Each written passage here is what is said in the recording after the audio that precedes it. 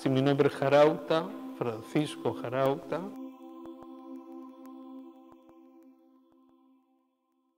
¿Por qué hablamos de mapas? Para navegar en un mundo globalizado.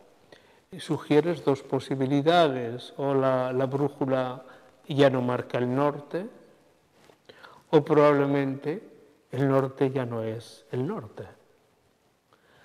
Antes el océano, que era meridiano del planeta, era el Atlántico. Hace tiempo que dejó de serlo. Si trazamos algún meridiano, obviamente lo deberíamos de desplazar al Pacífico. Antes podíamos ir de puerto en puerto y cada puerto tenía una nacionalidad. Se borraron las fronteras. Hoy ya nuestros barcos, nuestros navegantes, son más virtuales que reales. Hemos aprendido lo suficiente de estos años para saber que el futuro será todavía más distinto de lo que nosotros hoy nos imaginamos. ¿Cómo será el siglo XXI? ¿Cómo serán las culturas del siglo XXI? Esta es una pregunta difícil. Lo que se puede decir hoy es que serán culturas fuertemente globalizadas. Las diferencias que antes definían las culturas nacionales irán progresivamente desapareciendo. Viviremos todos bajo una misma cúpula informática. Nuestro mundo será más virtual que real. Y nos iremos acercando a patterns, a estilos de vida en los que todos nos pareceremos cada vez más.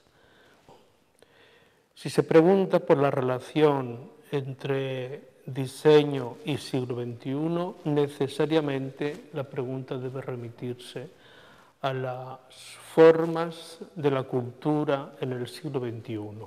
El design, el diseño, es ante todo una forma cultural. Cada época concibe sus objetos, imagina sus estilos de vida y establece una relación con el medio ambiente, con el medio social, con el medio comunitario. Y es ahí que el diseño comienza a establecer sus pequeños vectores de intervención. ¿Qué relación hay entre el design y el cambio del mundo? Dentro de un cierto utopismo, sí que se puede decir que el diseño deberá de concebirse también como un instrumento, y no el más pequeño, en ese proceso de transformaciones hacia el que todos caminamos. Bien es cierto que antes hay que saber cuál es ese modelo al que aspiramos. Y deberíamos de plantearlos como preguntas generales sobre cuáles serían nuestros desafíos frente a ese mundo que desearíamos que fuera distinto. Las preguntas a las que el diseñador se tiene que enfrentar y que forman parte un poco de su agenda profesional, pero también ética, son las mismas que hoy afectan a muchos otros profesionales y a todos aquellos que tienen la suerte, o tenemos la suerte, de vivir este tiempo, esta época, este momento. Son tiempos que no resultan tan fáciles. Son tiempos en los que la aceleración de los cambios, la profundidad de los cambios hace que en un cierto momento nos sintamos desorientados. Si hoy se dice, es una tesis que yo defiendo, que el futuro será de civilizaciones ascéticas, ¿comprendes?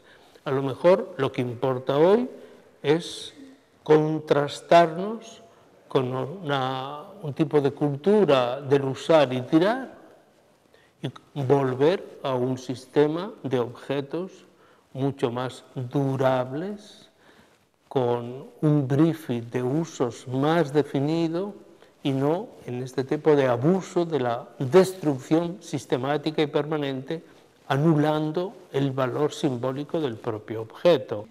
Por otra parte, en estos últimos años, 2, 3 décadas, todo lo que tiene que ver con la cultura y del diseño en particular y del proyecto en general, hay conceptos que ya tienen una radicalización total. Nada puede ahora pensarse que no sea sostenible. Esa sostenibilidad está en la base de todo tipo de relación o de planteamiento. Entonces, esa relación ética con el proyecto, esa relación ética con toda la cultura del proyecto, debe atravesar también el discurso del design. Los cambios que han transformado nuestra época afectan necesariamente de una forma directa a los modelos y a los proyectos formativos. Por una parte, digamos, la brecha, la ruptura con las formas tradicionales del aprendizaje ha saltado por los aires. El modelo de información aprendida hoy ha dejado lugar a una facilidad inmensa a adquirir conocimientos, obviamente a través de los sistemas de información que todos conocemos. Es más importante hoy aprender a aprender que aprender simplemente. Tienes que valorar que la relación con el conocimiento hoy es cada día más virtual. Tú puedes disponer de montañas de información y no saber qué hacer con ellos.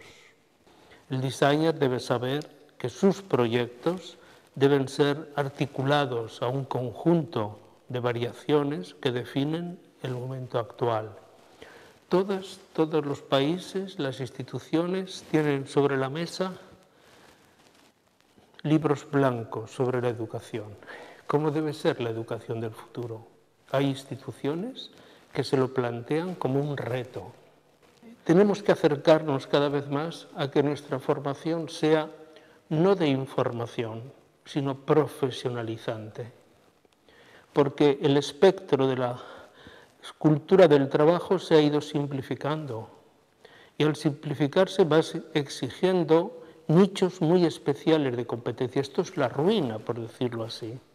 Pero la formación que se da debe ser en cualquier caso muy sensible a conseguir niveles de profesionalización. Creo que el IET juega en bastantes aspectos, juega con ventaja respecto a los métodos, procedimientos, sistemas. Yo diría que es más importante medir en este capítulo de si el IET es o no es la institución preparada para hacer frente a tales desafíos, los que nos presenta el siglo XXI, pueden ser más interesantes las disposiciones y las intenciones que las realidades mismas.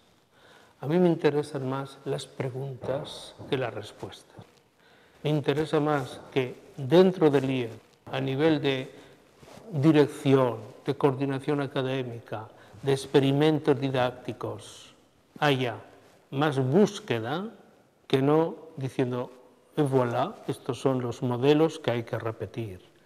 Estamos en un momento en el que el IET puede perfectamente hacer suyos tales desafíos del mundo, en el campo del design, en el campo más abierto de la cultura del proyecto, haciendo suyos también las responsabilidades de una formación. Y una institución es justamente aquella que es capaz de establecer una relación correcta entre los problemas y las ideas. Pero no hay que ir de ciegos por la vida, hay que identificar los problemas, pero solo se pueden identificar si sales a la calle, a la intemperie de tu tiempo, y vas identificando los problemas. Esos problemas deben de ser quienes dinamicen tus preguntas.